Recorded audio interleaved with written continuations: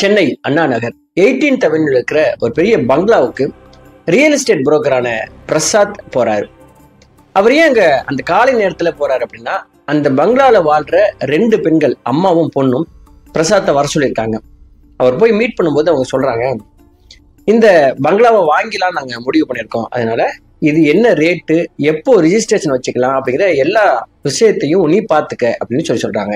ஏன் இந்த பிரசாத்தை கூப்பிட்டு அவங்க சொல்றாங்க அப்படின்னா, இந்த வீட்டுல வாடகைக்கு கொண்டாந்து எங்களை குடி வச்சது நீ தான், அதனால இந்த ஓனர்கிட்ட பேசி எவ்வளவு ஆனாலும் பரவாயில்ல, அது எத்தனை லட்சம் ஆனாலும் பரவாயில்ல, இந்த வீடு எங்களை முடிச்சு கொடு, அதிகபட்சம் ஒரு 10 நாளுக்குள்ள இதுக்குண்டான எல்லா வேலையும் நீ முடிச்சிடு, அது உனக்காகவே நாங்க வெளியூருக்கு பிசினஸ்க்கெல்லாம் போகாம இங்க தங்கி இருக்கிறோம் அப்படின்னு சொல்றாங்க. பிரசாத்துக்கு ஒரு பெரிய சந்தோஷம். ஏன்னா இவ்வளோ பெரிய ப்ராப்பர்ட்டியை முடிச்சோம்னா அதுல இருந்து எவ்வளவு கமிஷன் வரும், இதுல நம்ம செட்டில் ஆயிடலாம் அப்படின்னு முடிவு பண்ண பிரசாத், நான் எப்படியாவது அந்த ஓனர்கிட்ட கன்வின்ஸ் பண்ணிடுறேன், ஏன்னா அந்த ஓனரும் இதை விற்கிறதுக்கு உண்டான முயற்சிகளை தான் இருக்கிறார், நீங்க அப்படின்னா ரொம்ப சந்தோஷமாவே உங்களுக்கு கொடுப்பாரு அப்படின்னு சொல்லிட்டு சந்தோஷத்தோட போன பிரசாத் அடுத்த 10 நாள்ல அந்த ஓனர்கிட்ட போய் பேசி கன்வின்ஸ் பண்ணி ஒரு ரேட்டை ஃபிக்ஸ் பண்ணி இவங்க கிட்ட கன்வே பண்றதுக்காக 10 நாள் கழிச்சு வர்றாரு. வீட்டுல போயிட்டு ரொம்ப நேரமா காலிங் பெல் அடிச்சுட்டே இருக்கிறாரு. அந்த வீட்டுல இருந்து யாரும் திறக்கவே இல்லை. அது மட்டும் இல்லாம அந்த வீட்டுக்கு வெளியில நியூஸ் பேப்பர் ஒரு 5 நாளா எடுக்காம கிடக்குது அப்படிங்கிறதும் தெரிய வருது. பிரசாத் அன்னைக்கு அவங்க சொன்னதெல்லாம் நினைச்சு பாக்குறாரு, உங்களுக்காக தான் நாங்க இருக்கோம், கண்டிப்பா ரிஜிஸ்ட்ரேஷன் முடிச்சிடணும் இந்த நாள்ல, அதுக்கப்புறம் லீவ் கிடைக்காது, இவ்வளவு சொன்ன விஷயம் நம்மகிட்ட சொல்லாமே போயிட்டாங்களே அப்படின்னு சொல்லிட்டு ஒரு பக்கம் கோவமானாலும், சரி வீட்டுக்குள்ள இருக்கிற சமயக்காரனை பார்த்துட்டு எப்போ வருவாங்க அப்படிங்கிறத தகவலை கேட்டு போயிடலாம் அப்படின்னு சொல்லிட்டு மறுபடியும் காலிங் பெல் அடிச்சுட்டே இருக்கிறார். கதவு திறந்த மாதிரியே இல்லை. சரி பின்பக்கமா போயிட்டு பார்க்கலாம் சமையலறை பக்கம் அப்படின்னு சொல்லி போனவரு அந்த வீட்டோட ஒரு ஜன்னலை கிராஸ் பண்ணும் போகுது. அந்த ஜன்னல் கொஞ்சமா திறந்து இருக்குது. அந்த திறக்கப்பட்ட ஜன்னல்ல இருந்து ஒரு தாங்க முடியாத அளவுக்கு ஒரு துர்நாற்றம் வர்றத கவனிக்கிறார். இப்படி ஒரு துர்நாற்றம் ஒரு வாழ்ற வீட்டுல இருந்து எப்படி வரும், இதை சகிச்சுக்கிட்டு இருக்கிறாங்களே இவங்க எல்லாம், ஏதாவது எலிகிளி செத்து போயிருக்கோம்னு சொல்லிட்டு அவர் அந்த பக்கம் மூக்க பொத்திக்கிட்டே பின்பக்கமா போயிட்டு சமயக்காரனை தேடுறார். சமயக்காரன் அங்க இல்லை. சமயக்காரன் இல்லை, ஆனா பின்பக்க கதவு திறந்து இருக்குது அப்படிங்கிறது அவருக்கு தெரிய அந்த கதவு வழியா வீட்டுக்குள்ள யாராவது இருக்கீங்களா அப்படின்னு சொல்லி கேட்டுட்டே உள்ள நுழைகிறாரு. அப்படி உள்ள நுழைஞ்சு பார்த்த அந்த நபர் அப்படியே அதிர்ச்சியில உறைஞ்சு போறாரு. உடனடியா அந்த வீட்டுக்குள்ள இருந்து வெளில ஒடியாந்து பதறி அடிச்சு பக்கத்து வீட்டுல இருக்கிறவங்கலாம் இத சொல்லிட்டு ஒரு 4-5 பேர் சேர்ந்து அண்ணா நகர் போலீஸ் ஸ்டேஷன்ல போயிட்டு ஒரு கம்ப்ளைண்ட்டை கொடுக்குறார். அந்த கம்ப்ளைண்ட் எடுத்த போலீஸ் டீம் அடுத்த அரை மணி நேரத்துல அந்த வீட்டுக்கு வர்றாங்க. அங்க இருக்கிற பொதுமக்கள் எல்லாருமே சுத்தி நிக்கிறாங்க. போலீஸ் டீம் உள்ள போறாங்க. வீட்டுக்குள்ள போனா அவங்க பார்த்த அந்த காட்சி என்ன அப்படின்னா, அம்மாவும் பொண்ணும் இறந்து போய் அவங்க உடம்புலாம் அப்படியே உப்பி போய் அவங்க உடல் அப்படியே கிழிக்கப்பட்டு குடல்லாம் வெளியில அப்படியே செதறி கிடக்குது. அவங்க ரத்தம் அங்கங்க கட்டி கட்டியா கிடக்குது. ஹால் முழுவதும் அப்படியே ரத்த திட்டுகள். அது மட்டும் இல்லாம கிச்சன்லயும் ஏகப்பட்ட ரத்தம் கீழே கொட்டி அப்படியே உறைஞ்சு கிடக்குது. இந்த பாடி ஒரு 4-5 நாளுக்கு மேல இங்க கடந்திருக்கிறதுக்கு உண்டான எல்லா அறிகுறியும் இருக்குது.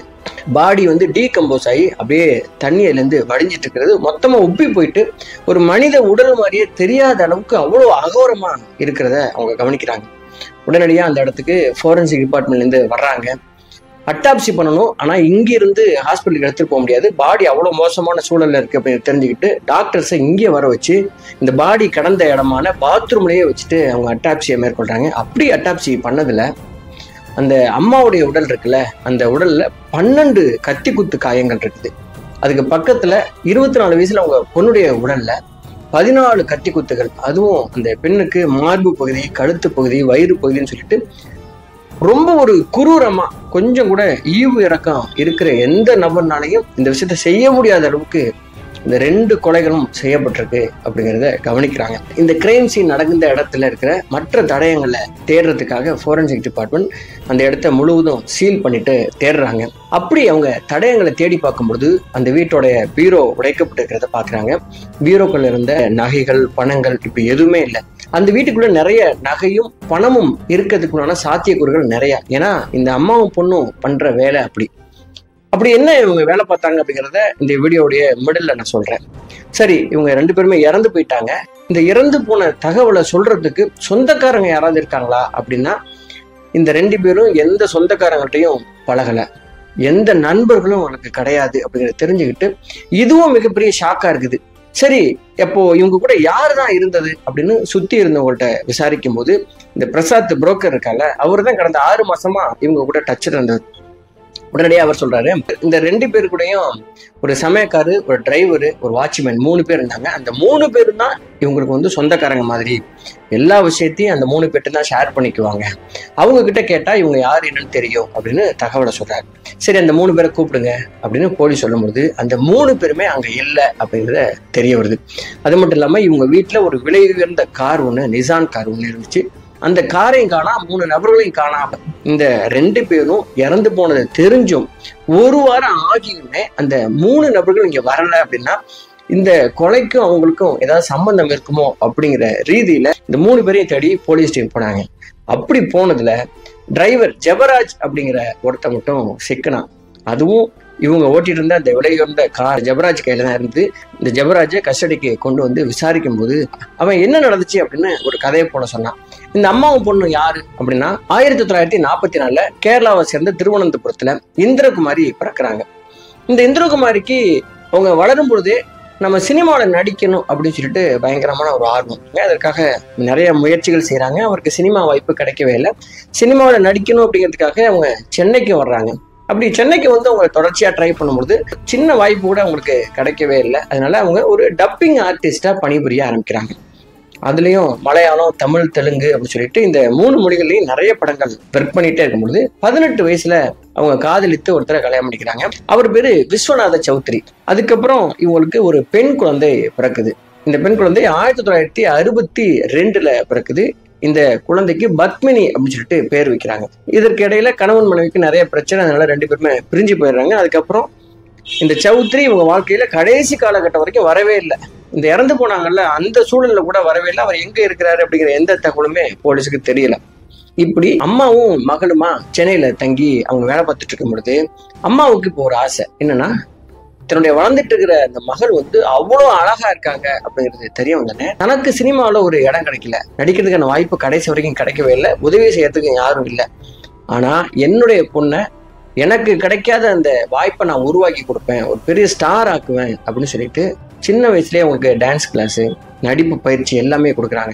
+2 முடிச்ச பொண்ணை ஃபிலிம் இன்ஸ்டியூட்ல சேர்த்து நடிப்பு பயிற்சியை ரொம்ப முறையா அவங்க சொல்லி கொடுத்து 18 வயசுலேருந்து அவங்களுக்கு சினிமா வாய்ப்பு தேடி ஒவ்வொரு ஆஃபீஸா ஏறி இறங்க ஆரம்பிக்கிறாங்க அம்மாவும் பொண்ணும்.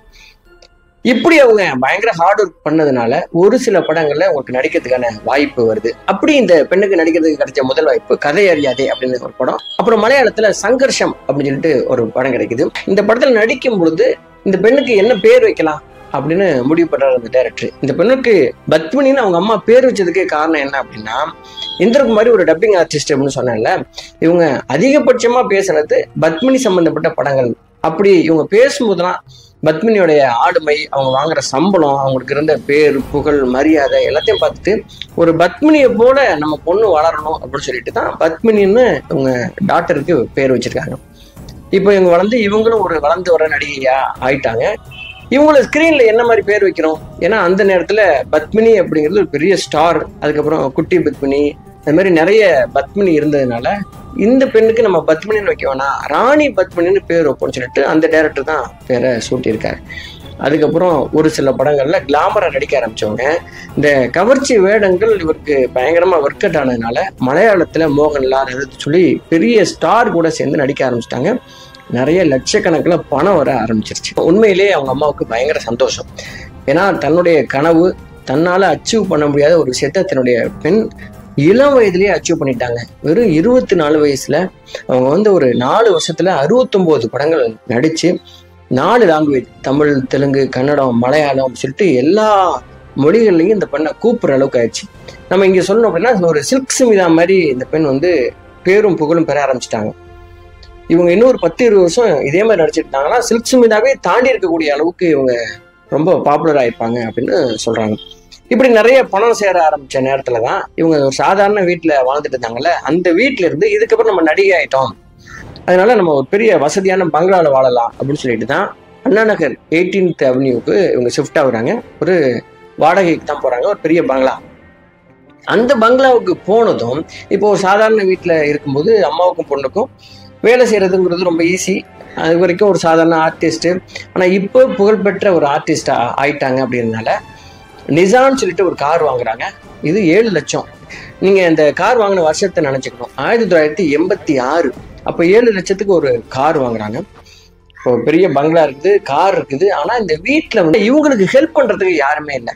இந்த இந்திரகுமாரி எப்படிப்பட்ட கேரக்டர் அப்படின்னா, நம்மகிட்ட இப்ப நிறைய பணம் வந்துருச்சு, புகழ் வந்துருச்சு. இப்போ நம்ம சொந்தக்காரங்களை சேர்த்துக்கிட்டோம், நண்பர்களை சேர்த்துக்கிட்டோம் அப்படின்னா அவங்க உதவி கேட்பாங்க, பணம் கேட்பாங்க. அதனால இந்த நேரத்துல தான் நம்ம ரொம்ப உஷாரா இருக்கணும்னு சொல்லிட்டு இவங்க எப்போ சம்பாதிக்க ஆரம்பிச்சாங்களோ அப்போவே கொஞ்சம் கொஞ்சமா சொந்தக்காரங்களையும் நண்பர்களையும் விலக்கிக்கிட்டு இப்ப யாருக்கிட்டையுமே அவங்க பேசுறதே இல்லை. இந்திரகுமாரி என்ன முடிவு பண்ணாங்க அப்படின்னா, எதுக்கு சொந்தக்காரங்க, எதுக்கு நண்பர்கள்? பணம் கொடுத்தா அந்த உலகத்துல எது வேணாலும் கிடைக்கும். பணம் கொடுத்தா பாதுகாப்புக்கு ஆள் வர போறாங்க, பணம் கொடுத்தா சமைச்சு கொடுக்க போறாங்க, பணம் கொடுத்தா கார் ஓட்டுறதுக்கு ஆள் வரப்போகுது, பணத்தை தூக்கி போட்டு அந்த உலகத்துல எது வேணாலும் நடந்துரும் அப்படின்னு முடிவு பண்ணி பேப்பர்ல ஒரு விளம்பரத்தை கொடுக்குறாங்க இந்திரகுமாரி. என்னன்னா, எங்களுடைய வீட்டுக்கு ஒரு டிரைவர் வேணும், ஒரு சமயக்காரர் வேணும், அதே மாதிரி வாட்ச்மேன் வேணும், விருப்பம் உள்ளவங்க தொடர்பு கொள்ளுங்க அப்படின்னு சொல்லிட்டு பேப்பர்ல அவங்க விளம்பரத்தை கொடுத்த உடனே அந்த விளம்பரத்தை ஒருத்தர் பாக்குறாரு. அவர் பேரு ஜெபராஜ். அவர் உடனடியா இவங்களை போய் அப்ரோச் பண்றாரு. நான் இந்த மாதிரி நல்லா கார் ஓட்டுவேன் அப்படின்னு சொன்ன உடனே இன்டர்வியூ பண்ணி கார் ஓட்டுறதுக்கு அவரை அப்பாயின்ட் பண்ணிக்கிறாங்க. அந்த ஜெபராஜ் இன்னொருத்தரை என்ட்ரோ பண்றாரு. அவர் பேரு லட்சுமி நரசிம்மன். இவர் என்னுடைய நண்பர் தாங்க, ரொம்ப நல்ல மனிதர், இவரை நீங்க வாட்ச்மேனா வச்சுக்கோங்க அப்படின்னு சொல்லிட்டு வாட்ச்மேனா கொண்டாந்து அவரையே அங்க கொண்டாந்து சேர்க்கிறாங்க. அடுத்த 1 மாசத்துல கணேசன் அப்படின்னு சொல்லிட்டு சமயக்காரா கொண்டாந்து ஒருத்தரையும் அப்பாயின்ட் பண்ணி இப்படி நல்லா போயிட்டு இருக்கும் போதுதான் இவங்க கேரியர் நல்லா டெவலப் ஆகி இந்த வீட்டையே வாங்கிடலாம் அப்படின்னு நினைச்சிட்டு இருக்கும்போது தான் இந்த மர்டர் நடந்துருச்சு அப்படிங்கிற எல்லா தகவலையும் பிரசாத் வந்து சொல்றாரு. இப்போ போலீஸ் என்ன பண்றாங்கன்னா 3 தனிப்படை அமைச்சு ஓடி போன 3 பேரையும் தேடி போறாங்க. அப்படி போனதுல இந்த டிரைவர் ஜெபராஜ் இருக்காங்கல்ல, அந்த ஜெபராஜை மட்டும் பிடிச்சிட்டாங்க. பிடிச்சிட்டு வந்து அவனை என்கொயரி பண்ணும்போது இப்போ அவனுடைய பாயிண்ட் ஆஃப் வியூல என்ன நடந்துச்சு அப்படிங்கிறத சொல்றான். இப்போ இந்த வீட்டை வந்து இந்த 3 பேரும் அப்பாயிண்ட் ஆனாங்களோ அதுக்கப்புறம் அம்மாவுக்கும் பொண்ணுக்கும் இந்த 3 பேரும் தான் ரொம்ப நெருக்கமானவர்கள். அவங்களுடைய எல்லா சின்ன சின்ன மூவ்மெண்ட்ஸும் தெரியும். காலைல எழுந்திரிச்சு எங்க போறாங்க, எங்க சாப்பிடுவாங்க, எத்தனை மணிக்கு தூங்குவாங்க, இப்படி எல்லா டீட்டெயிலும் அந்த 3 பேரை தாண்டி மற்ற யாருக்குமே தெரியாது. 3 பேர் மட்டும்தான் இவங்ககிட்ட க்ளோஸா இருக்க முடியும். இதுல டிரைவர் ஜெபராஜ் என்ன முடிவு பண்ணியிருக்கான் அப்படின்னா, இப்போ நல்லா வளர்ந்து வந்துட்டு இருக்காங்க, நிறைய பணம் சம்பாதிக்கிறாங்க. அதனால இந்த பெண் ராணி பத்மினி இருக்காங்களே, இந்த பெண்ணை நம்ம கரெக்ட் பண்ணி கல்யாணம் பண்ணிட்டோம்னா நம்ம நல்லா செட்டில் ஆயிடலாம் அப்படின்னு முடிவு பண்ணியிருக்கான். பொதுவாகவே சில ஓட்டுநர்கள் என்ன பண்ணுவாங்கன்னா, அவங்க கூட வர்ற இந்த வயசுக்கு வந்த பெண்கள் கூட ரொம்ப க்ளோஸ் ஆயிடுவாங்க, காதலும் ஆயிரும். நிறைய இடங்களை நம்ம கேள்விப்பட்டிருக்கோம். ஸ்கூல் படிக்க போன பிள்ளைங்க தொடர்ச்சி ஒரு ஆட்டோவில் போயிட்டே இருப்பாங்க, அந்த ஆட்டோ டிரைவர் கூட ஓடி போயிட்டாங்கன்னு சொல்லிட்டு நிறைய நியூஸ் பேப்பர்ல நம்ம படிப்போம். இதே டெக்னிக்கை பயன்படுத்துறதுக்காக ஜெபராஜ் என்ன பண்ணிட்டான்னா, எப்பெல்லாம் ஷூட்டிங் அழைச்சிட்டு போறானோ இந்த ராணி பத்மினியை, அப்போ தேவையில்லாம பேசுறது, அந்த பொண்ணையே குறுகுறுன்னு பாக்குறது அப்படின்னு இருந்துகிட்டே இருந்திருக்கான். அந்த மாதிரி தான் ஒரு நாள் அம்மாவும் பொண்ணும் ஷூட்டிங் போயிட்டு திரும்பி வந்துட்டு இருந்திருக்காங்க. ஷூட்டிங் முடிச்சு வந்ததுனால இந்த ராணி பத்மினி ரொம்ப கிளாமரான ட்ரெஸ்ஸோட, அதாவது ஒரு ஷார்ட்ஸு டிஷர்ட்டோட வந்துட்டு டயர்டா கார்ல பின் சீட்ல ஏறி உட்காந்து வந்துட்டு இருந்திருக்காங்க. இந்த பொண்ணை இந்த ட்ரெஸ்ல பார்த்ததும் டெம்ட் ஆன இந்த ஜெபராஜ் கண்ணாடி மூலமா அந்த பொண்ணை மறுபடியும் பார்த்துக்கிட்டே இருந்திருக்கான். இவன் பார்த்துட்டு இருக்கான் அப்படிங்கிறத இந்திரகுமாரி, அதாவது அம்மா பார்த்துட்டாங்க. அம்மா பார்க்கறது இவனுக்கு தெரியவே இல்லை. வீட்டுக்கு கார் வந்ததும் உடனடியா கார் விட்டு இறங்கின அம்மாவும் பொண்ணும் டிரைவர் ஜெபராஜோடைய சட்டையை பிடிச்சிட்டு, இதுக்கப்புறம் இந்த வீட்டை நீ வந்து வேலை செய்யக்கூடாது, உனக்கு என்ன தைரியம் இருந்தா ஒரு டிரைவர் நீ என்னோட பொண்ணை இப்படி பாப்ப, இனிமே நீ இந்த வீட்டை டிரைவரா வேலை செய்யக்கூடாதுன்னு சொல்லிட்டு விரட்டி விட்டுறாங்க சாவியை பிடுங்கிட்டு.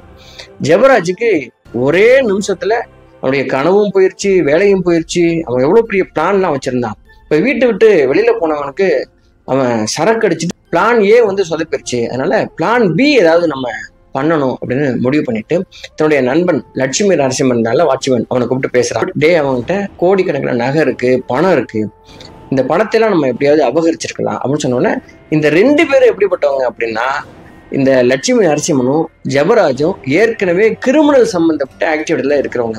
இவங்க மேல நிறைய வழக்குகள்லாம் இருக்குது. இவங்க ஜெயிலுக்கு அடிக்கடி போயிட்டு வர்றவங்க. இவங்க தான் இந்த வீட்டில் வந்து அப்பாயிண்ட் ஆயிருக்காங்க அப்படிங்கிற தகவல் போலீஸ்க்கு என்கொயரியில தெரிய வந்துச்சு. இந்த 2 பேரும் பேசுறோன்னே, ஓகே சரி நம்ம 2 பேருக்கு ஓகே. இந்த வீட்டில் 3வது ஒருத்தர் இருக்கானே சமயக்காரன் கணேசன், அவன் என்ன பண்றான்னா அவனையும் கூப்பிட்டு பேசுவோம், பணத்துக்கு மேங்காதவன் யார் இருக்கா அப்படின்னு சொல்லிட்டு கணேசனையும் கூப்பிட்டு ஒரு நாள் தனியா பேசியிருக்காங்க. ஆரம்பத்துல கணேசனுக்கு இதுல இன்ட்ரெஸ்ட் இல்லை, அவன் மறுத்திருக்கான். அதுக்கப்புறம் நம்ம 3 பேருடைய ஷேரும் பிரிச்சாவே தலைமுறையே வாழ்ற அளவுக்கு நமக்கு வந்து ஷேர் கிடைக்கும், அதனால நீ என்ன சொல்ற அப்படின்னு சொன்னோன்னே கணேசனுக்கு இப்ப ஆசை வந்துருச்சு. 3 பேரும் முடிவு பண்ணி 3 பேருக்கும் 3 கத்தியை வாங்கிட்டு வரான் ஜெபராஜ். இந்த 3 பேரும் சரியான நேரத்துக்காக காத்திருக்கிறாங்க. அப்படி காத்திருந்த அந்த நாள் தான் அக்டோபர் 15, 1986. எப்போதுமே ஷூட்டிங் போயிட்டு வந்தா அம்மாவும் பொண்ணும் என்ன பண்ணுவாங்கன்னா நைட்ல உட்காந்து மது அருந்துவாங்க. அப்படி அன்னைக்கு நைட்டு 1 மணி இருக்கும். மது அருந்துட்டு சரி போய் தூங்கலாம் அப்படின்னு முடிவு பண்ணவங்க பத்மினி அவங்க பெட்ரூமுக்கு போயிடுறாங்க. இந்திரகுமாரி சமையலறையில போயிட்டு தண்ணி குடிச்சிட்டு போலாம் அப்படின்னு சொல்லிட்டு கிச்சனுக்கு வர்றாங்க. அப்படி கிச்சன்ல அவங்க வந்து தண்ணி குடிச்சிட்டு இருக்கும்போது கிச்சனுக்குள்ள யாரோ தனக்கு பின்னாடி நிக்கிறது அவங்க உணர்றாங்க. யாருன்னு அப்படி திரும்பி பார்க்கறதுக்கு முன்னாடியே அவங்களுடைய மார்பு பகுதியில சடார் சடார்னு கத்தி குத்து விழுது. அந்த கத்தி எடுத்து குத்துன வந்து ஜெபராஜ் ரத்த வெள்ளத்துல அப்படியே சரியிறாங்க. இந்த சத்தம் கேட்டு பெட்ரூம் போன பத்மினி அங்கிருந்து தடன்னு ஓடி வந்து பாக்குறப்ப 3 பேர் அங்க நின்றுட்டு இருக்காங்க. வாட்ச்மேன், டிரைவர், சமயக்காரன் 3 பேர் கையிலையும் கத்தி இருக்குது. அம்மா கீழே கிடக்குறாங்க, அப்படியே துடிச்சிட்டு இருக்காங்க, ரத்தம் அப்படியே பரவிட்டு இருக்கு. இதை பார்த்ததும் பத்மினிக்கு நிலைமையை அவங்க உணர்ந்துட்டாங்க. உடனடியா இவங்க நம்மளை ஏதோ பண்ண போறாங்க அப்படின்னு தெரிஞ்சவங்க அங்கேருந்து கத்திக்கிட்டு வீட்டை விட்டு எப்படியா ஓடி போயிடலாம்னு சொல்லிட்டு அங்கேருந்து எஸ்கேப் ஆகிறதுக்காக ட்ரை பண்ணா. இதுல கணேசன் ஓடி போயிட்டு வீட்டோட கதவை மூடி இருக்கான். மூடினதும் இந்த 3 பேர்ல சைட் அடிச்சான்ல இந்த ஜெபராஜ், அவன் வந்து இந்த ராணி பத்மினியை பிடிச்சிருக்கான். ராணி பத்மினிய மார்புல கத்தியால குத்திருக்கான். 14 குத்துக்கள் போஸ்ட்மார்ட்டம் ரிப்போர்ட்ல தெரிஞ்சிருக்குது. இது என்ன கொடுமை அப்படின்னா, அவங்க அம்மாவுக்கு அப்போ உயிர் போகல. அம்மா தான் ஆசாசையா வளர்த்த தன்னுடைய பொண்ணை தனக்கு முன்னாடியே கத்தியால குத்துறாங்க அப்படிங்கிறது தெரிய வருது. அது மட்டும் இல்லாம அதுக்கப்புறம் அந்த அம்மாவுடைய கண்ணுக்கு முன்னாடியே பத்மினிய ரேப் பண்ணியிருக்கிறாங்க. அப்படி 3 பேருமே பலாத்காரம் பண்ணதுக்கு அப்புறம் ரத்த வெள்ளத்துல தனக்கு முன்னாடியே இறக்குறத அம்மாவும் பாக்குறாங்க. அதுக்கப்புறம் இந்த 3 பேர் சேர்ந்து பீரோ உடைச்சு அங்க இருக்கிற எல்லா நகைகள், வீடு வாங்கறதுக்காக இவங்க வச்சிருந்த லட்சக்கணக்கான பணம் எல்லாத்தையும் எடுத்துக்கிட்டு இந்த 2 பேரும் போட்ட நகைகளையும் பறிச்சுக்கிட்டு இந்த 2 பேரும் பாடியும் எடுத்துட்டு போயிட்டு பாத்ரூம்ல ஒண்ணுக்கு மேல ஒன்னா போட்டுட்டு அங்கிருந்து வெளியில வந்து இந்த நிசான் காரையும் எடுத்துக்கிட்டு எஸ்கேப் ஆயிட்டாங்க. இந்த எல்லா தகவலும் போலீஸ்கிட்ட சொல்றாங்க. இதுல இந்த கணேசன் மட்டும் பிடிக்க முடியல. மற்ற 2 பேருமே போலீஸ் அரெஸ்ட் பண்ணிடுறாங்க. அதுக்கப்புறம் 2 வருஷத்துக்கு அப்புறம் கணேசனையும் பிடிச்சிட்டு இந்த கேஸ் வந்து கோர்ட்ல நடக்குது. அதுக்கப்புறம் 1988 செங்கல்பட்டு கோர்ட்ல இவங்கதான் குற்றவாளி அப்படின்னு உறுதிப்படுத்துறாங்க. எது மூலமா அப்படின்னா, இந்த 2 பேரையும் குத்தின கத்திய அவங்க எடுத்திருக்கிறாங்க. அதுக்கப்புறம் வீட்டுக்குள்ள நிறைய கை ரேகைகள், இவங்க காரு, இந்த எல்லா எவிடன்ஸையும் அவங்க ஒப்படைக்கிறாங்க. அதுக்கப்புறம் ஜட்ஜ் என்ன பண்றாருன்னா, இந்த 3 பேருக்கும் மரண தண்டனை கொடுக்குறாரு. இவங்க வந்து ஜெயில இருக்கும்போதே ஹைகோர்ட்டுக்கு அப்பீல் பண்றாங்க. இப்போ ஹைகோர்ட்ல என்ன பண்றாங்க அப்படின்னா, நேரடி எவிடன்ஸ் எதுவும் இல்லை, தண்டனை தேவையில்லைன்னு சொல்லிட்டு ரிலீஸ் பண்ணிடுறாங்க. அதுக்கப்புறம் தமிழக அரசு என்ன பண்ணிருக்காங்கன்னா, சுப்ரீம் கோர்ட்டுக்கு இந்த கேஸை கொண்டு போகும்போது சுப்ரீம் கோர்ட் வந்து இல்ல கீழமை கோர்ட் வந்து கொடுத்தது சரி, இந்த 3 பேரையும் உடனடியா நீங்க வந்து அரெஸ்ட் பண்ணுங்க, அவங்க மரண தண்டனை ஆயுள் தண்டனை அப்படின்னு சொல்லிட்டு அவங்க கொடுக்குறாங்க. உடனடியா இந்த 3 பேரையும் அரெஸ்ட் பண்றதுக்காக போலீஸ் வந்தா இதுல கணேசன் மட்டும் தப்பிச்சு ஓடி போயிடுறாரு. மற்ற 2 பேரையும் அரெஸ்ட் பண்ணிடுறாங்க. 2 பேர்ல லட்சுமி நரசிம்மன் இருக்கார்ல, அவர் மட்டும் 2017 விடுதலை ஆயிருக்கார். 30 வருஷம் அவர் ஜெயில இருந்திருக்காரு. ஜெபராஜ் அவன் வந்து சிறையிலேயே இறந்து போயிடலாம். ஆனா இந்த கணேசன் வந்து தப்பிச்சு போனான்ல, இன்று வரைக்கும் கணேசனை வந்து அவங்க கைது பண்ணவே இல்லை. இப்போலாம் அவருக்கு ஒரு 70 வயசுக்கு மேல ஆயிருக்கலாம். இப்போ உயிரோட இருக்கானா இல்லையா அப்படிங்கிறது தெரியல. ஆனா இன்ன வரைக்கும் போலீஸ் ஸ்டேஷன்ல தேடப்படுற குற்றவாளி அப்படின்னு தான் அவனுடைய பேர் இருக்குது. சரி, இதோட கொடுமை என்ன தெரியுமா, இந்த 2 பேருடைய பாடி கொண்டு போயிட்டு போஸ்ட்மார்ட்டம் பண்ணதுக்கு அப்புறம் வச்சிருந்தாங்க. இந்த பாடியை யார்கிட்ட ஒப்படைக்கிறது அப்படின்னு சொல்லிட்டு சொந்தக்காரங்க யாராவது வருவாங்களான்னு பாக்குறாங்க. 10 நாளா எந்த சொந்தக்காரங்களும் வரவே இல்லை. என்னடா இவ்வளவு பெரிய ஸ்டாருக்கு உங்களோட பாடியை அடக்கம் பண்றது கூட ஒருத்தவங்க கூட வரலன்னா எப்படி வருவாங்க? இவங்க நல்லா வாழ்ந்த காலத்துல ஒருத்தவங்களுக்கு கூட சேர்த்துக்கல, ஒருத்தவங்களையும் மதிக்கிறது இல்லை, பேசுறது இல்லை அப்படின்னா ஒருத்தவங்க கூட வரல. அதுக்கப்புறம் மலையாள சினிமாவை சேர்ந்த ஒரு சங்கத்திலேருந்து வந்து இவங்க பாடியை வாங்கினே சடங்குகளை பண்ணியிருந்திருக்காங்க. இப்படி ஒரு நடிகைக்கு மிகப்பெரிய கொடூரம் அரங்கேறி இருக்குது. இந்த கேஸை படிக்கும்போது எனக்கு என்ன தோணுச்சு அப்படின்னா, நம்ம ஒரு ப்ராப்ளம் ஆயிட்டோம், நம்ம கிட்ட நிறைய பணம் வந்துருச்சு அப்படின்னா நம்மளை சுற்றி இருக்கிற சொந்தக்காரங்க, நண்பர்கள்லாம் நம்ம கிட்ட வந்து உதவி கேட்டுருவாங்க, நம்ம வந்து அவங்களுக்கு கொடுக்க வேண்டியது வரும் அப்படின்னு சொல்லிட்டு அவங்கள தள்ளி வைக்கிறோம்ல, அது எவ்வளவு பெரிய ஆபத்து பாருங்க. இவங்க வீட்டுக்கு ஒருவேளை சொந்தக்காரங்களோ நண்பர்களோ அடிக்கடி வந்துட்டு போறதாவோ யார் கூடயாவது அவங்க ரொம்ப நெருங்கிய நட்போடவோ இருந்திருந்தாங்கன்னா இந்த 3 பேரும் இவ்வளோ ஈஸியா இவங்களை கொலை பண்ணிட்டு இங்கேருந்து அடிச்சிடலாம் அப்படின்னு முடிவெடுத்திருக்க மாட்டாங்க. இந்த 3 பேரும் இவங்களை கொலை பண்றதுக்கான முக்கியமான காரணம்னு சொல்லப்படுறது என்ன தெரியுமா, இவங்களை கொன்னா கூட கேட்கறதுக்கு ஆளே கிடையாது, இவங்களுக்கு யாருமே கிடையாது, இவங்க கூட இவ்வளவு சொத்து இருக்கு, இதை அடிச்சுட்டு நம்ம போயிடலாம், தப்பிச்சிடலாம் அப்படிங்கிறது மட்டும்தான். சரி, நம்மளே இந்த கேஸை பத்தி நீங்க என்ன நினைக்கிறீங்க? உங்க கருத்துக்களை நீங்க பதிவு பண்ணுங்க. மறக்காம இந்த சேனலை நீங்க சப்ஸ்கிரைப் பண்ணீங்க. நான் உங்கள் அரசஜா. நன்றி, வணக்கம்.